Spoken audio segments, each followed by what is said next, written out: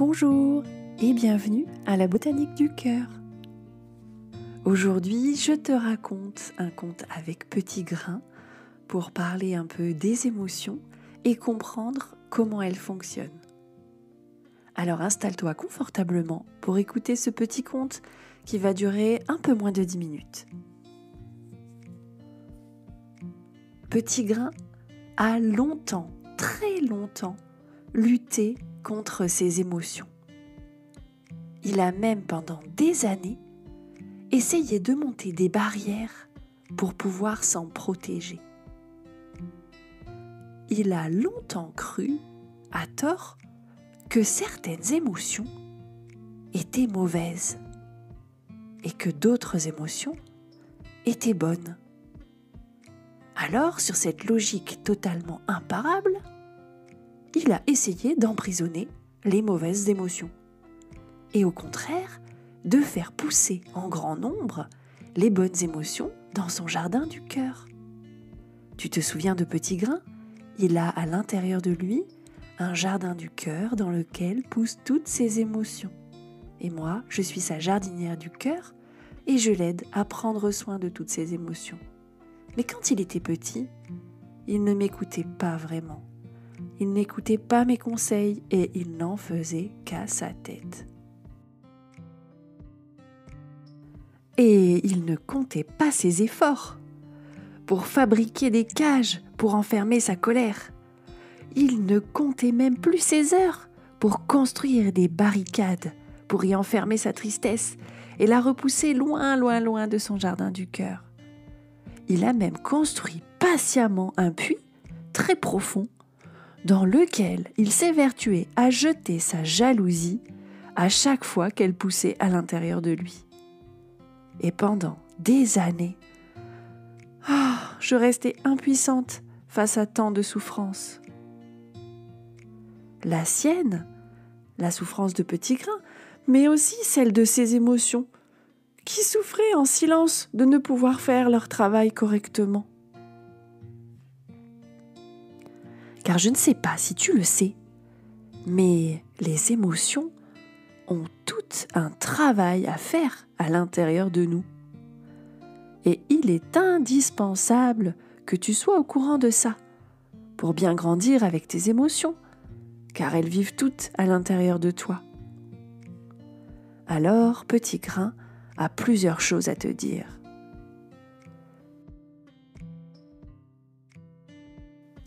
Tout ce que je vais te dire maintenant, Petit Grain a mis plusieurs années à le comprendre.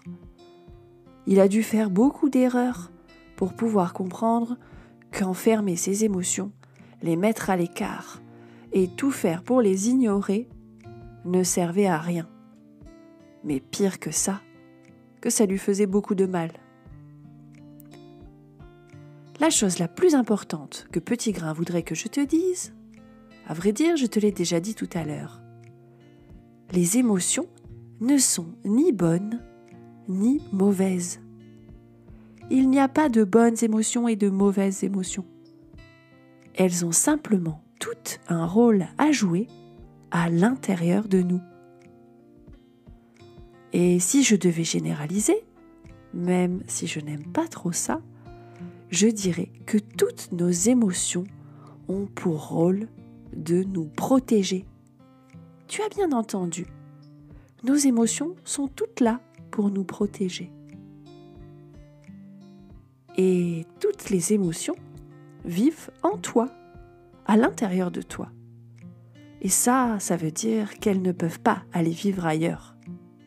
Même si tu en as vraiment marre de ta colère, tu ne peux pas lui demander de déménager pour aller vivre dans le cœur de ton pire ennemi. Déjà, ce serait totalement inutile, parce que ton pire ennemi, il a déjà une colère qui vit à l'intérieur de son cœur. Car tout être humain a en lui un jardin des émotions, dans lequel vivent toutes les émotions, et c'est leur maison, elles ne peuvent s'en aller. Il ne sert donc à rien de les chasser, car elles n'ont nulle part où aller. Et bien heureusement, on ne peut pas les tuer. Ouf, car elles nous sont très très utiles, comme je te le disais tout à l'heure, elles ont pour travail de nous protéger.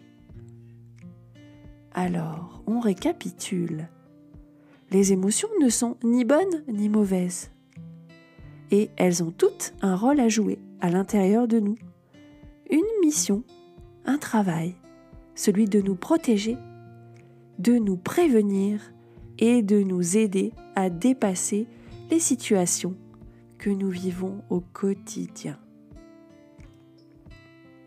On ne peut pas rejeter nos émotions. Cela est totalement inutile car elles vivent à l'intérieur de nous. Et la meilleure des choses est donc logiquement, puisqu'elles ne sont pas mauvaises et qu'en plus elles sont là pour nous aider, eh bien c'est d'apprendre à les connaître et de les aider à bien évoluer à l'intérieur de nous. Maintenant, je vais te dire un secret. En fait, ce sont nos actions et nos réactions quand on ressent une émotion qui sont mauvaises pour nous et qui produisent parfois des résultats même catastrophiques. Ce n'est pas l'émotion qui est mauvaise, c'est l'interprétation de ce que nous disent les émotions qui nous conduit à des situations vraiment problématiques. Et c'est à cause de ça qu'on finit par croire que certaines émotions sont mauvaises. Au travers de mes contes et des histoires de petits grains, j'essaie d'apprendre aux enfants comme toi à mieux comprendre leurs émotions et surtout à mieux réagir à leur contact pour pouvoir à la fois prendre soin d'elles, mais aussi en tirer tout le bénéfice qu'elles ont à nous offrir. Car nos émotions sont là pour nous. Elles nous aident à traverser la vie et écouter leurs conseils, prendre note de leurs observations, peut nous être très utile pour faire face aux choses difficiles de la vie. C'est pourquoi j'ai envie de te dire que les meilleures des émotions, si je devais vraiment faire une liste des meilleures, car en vrai elles sont toutes merveilleuses, mais les émotions totalement indispensables et qui sont malheureusement très mal comprises, ce sont la tristesse, la colère et la peur. Parce qu'elles sont toutes les trois des outils pour nous protéger quand la vie devient difficile. Alors, au lieu de les rejeter la prochaine fois qu'elles poussent en toi, ou de les fuir, ou de tout faire pour les faire taire, tu penseras à moi, la jardinière du cœur, et à Petit Grain, qui te conseille de bien écouter le message de tes émotions, de leur faire une place à l'intérieur de toi, et ensuite d'essayer de réagir tranquillement, sans rejeter ton émotion. Et bien sûr, sans lui laisser prendre tout le contrôle de ton corps. Parce que parfois, les émotions, à force qu'on essaye de ne plus les écouter, à force de les enfermer dans une cage, comme a fait pendant très longtemps Petit Grain, eh bien, elles prennent le contrôle. Et là, elles font leur maximum pour nous protéger. Mais tu le sais très bien, même parfois avec les meilleures intentions du monde, on peut faire beaucoup de dégâts.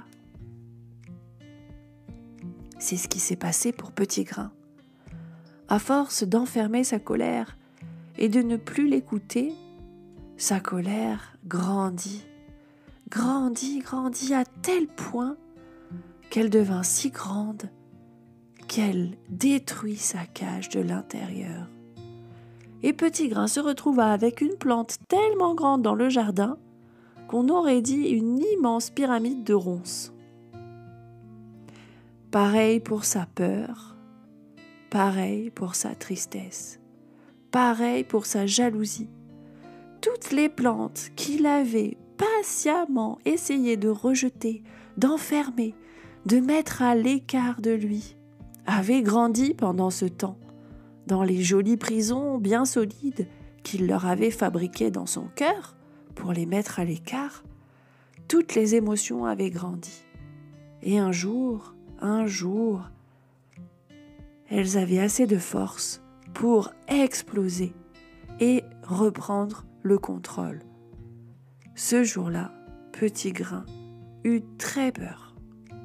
Heureusement, j'étais là et je lui ai bien dit que les émotions ne pouvaient pas lui faire de mal. Je lui ai bien dit que même s'il avait très peur parfois, quand il ressentait beaucoup d'émotions, il suffisait d'attendre patiemment, comme quand on regarde une rivière qui coule et qui emporte avec elle le gros bateau qui flotte dessus. Les émotions ont tout un message à nous apporter.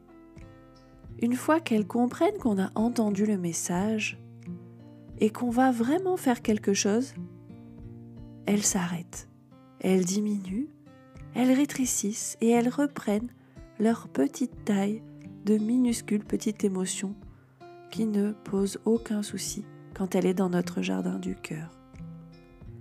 Et le jour où elle aura un autre message à nous apporter, elle grandira d'un coup et à nouveau, elle viendra nous délivrer un message. Ce jour-là, il ne faudra pas que tu aies peur. Il ne faudra pas que tu la rejettes. Il suffira simplement de lui faire une place en toi, de faire un peu le calme dans ton esprit et d'essayer d'écouter quel est le message de ton émotion. Attention, ne confonds pas son message et les conseils qu'elle te donne. Parce que parfois, les conseils des émotions ne sont pas de très bonnes idées.